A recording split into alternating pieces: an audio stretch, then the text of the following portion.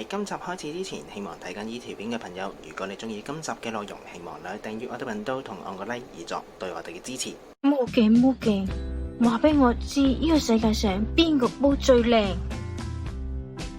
喂，你估賣廣告咩？呢個世界上咧冇一個煲係最好嘅，只有你啱唔啱用嗰個煲。今集我哋就嚟分析屋企上最常用嘅煲，咩嘢煲最啱自己？呢個問題基本上係好多人都會問噶啦，答案都係一個問題，就係你煮嘢食嘅程度，究竟係媽媽定奶奶級？即係年夜飯可以一個人煮晒，平時4餸1湯又係一個人煮。如果你係奶奶、媽媽、大廚級，佢個廚房一定會有不鏽鋼鑊或者生鐵鑊。呢兩款專業級嘅鑊，易潔唔黐底，散油唔好意思都冇佢哋份，燒焦污漬簡直就家常便飯。吓，咁仲有人用嘅？西餐咧就多數用不鏽鋼鑊，而中餐就多數用生鐵鑊噶，因為蒸炒煮炸煎佢哋樣樣都得，一隻鑊走天涯，就係講佢哋兩個耐用、傳熱快、散熱都快，可以配合金屬嘅軟件，佢哋都得。尤其是做甜品、炒麵團、煮焦糖，佢哋都得。不過兩隻鑊都需要保養，尤其是生鐵鑊，一定需要開鑊。開過個鑊入邊一定係黑色，唔會係原廠色。如果係原廠色，代表佢冇開過鑊，真係食死人噶。咁如果我只係一個平常嘅家庭主婦，咁係咪冇鑊啱我呢？易潔鑊呢就可能比較適合你啦。咁易潔鑊呢，顧名思義就係易潔，唔會黐底，方便使用。咁問題喺邊呢？問題就係喺個塗層上邊，唔係好適合俾你爆炒嘅，同埋乾燒，佢係好容易將個塗層燒壞或者燒到甩。如果大家有睇過一套叫《追擊黑水真相》，講解過易潔鑊嘅問題。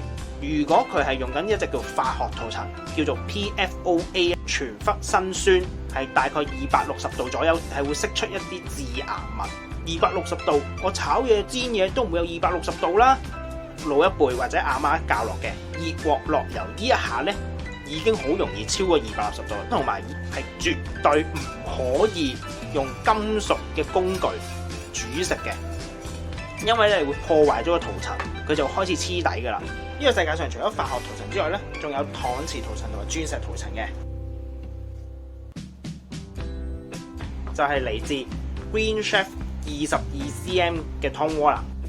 湯鍋特別咧用咗搪瓷塗層，搪瓷塗層佢係一個比較硬嘅物質嚟，相比起化學塗層咧係冇咁容易刮花或者係破壞到佢，不含 PFOA、PFAS。佢個柄係直膠，佢一樣都入到焗爐嘅，最多係180度嘅啫。咁但係我都唔太建議大家擺落焗爐噶，因為咧通常擺到落焗爐咧都唔止180度嘅。最後呢一隻啦，佢其實係嚟自比利時嘅 Blue Diamond，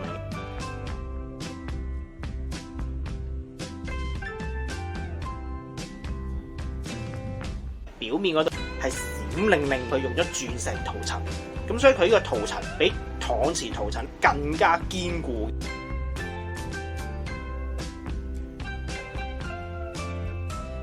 喺阿媽廚房嗰度咧，佢亦都係用過嚟炒呢個雞絲，炒得幾金黃，咁佢亦都炒得好開心，因為易潔啊嘛，唔黐底啊嘛，標明不含 PFOA 同 PFAS 嘅。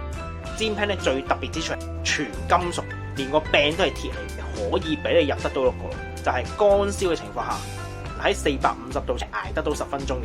喂，唔係話唔可以過260度嘅咩？嗱，因為佢依個唔係用化學塗層，唔會有啲致癌物釋出嚟。佢個底嗰度亦都標明住咧，佢可以俾你用明火啦、電磁爐啦、電陶爐，同埋可以入得到洗碗機嘅。咁所以呢一隻一樣都係好適合新手穿出嚟嘅人用嘅。